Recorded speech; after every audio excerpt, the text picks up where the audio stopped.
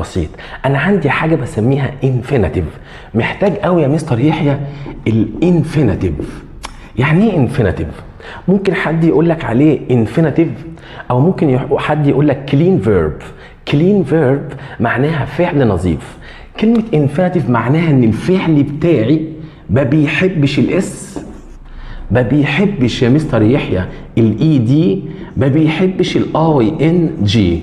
معلش تاني كده بالراحه كده. انا عايز يا مستر يحيى حاجه بسميها كلين فيرب، فعل في المصدر. يعني ايه فعل في المصدر؟ فعل في المصدر يعني فعل ما بيحبش الاس، مش اخره اس، ما ينفعش يبقى اخره اي دي، ما ينفعش يبقى اخره اي ان جي. هو عباره يا مستر يحيى عن حاجه بسميها تصريف اول للفعل. عباره عندي عن ايه؟ هكتبها كده بالعربي معلش اهو. تصريف الاول، التصريف الاول للفعل. مستر يحيى انا عندي حاجه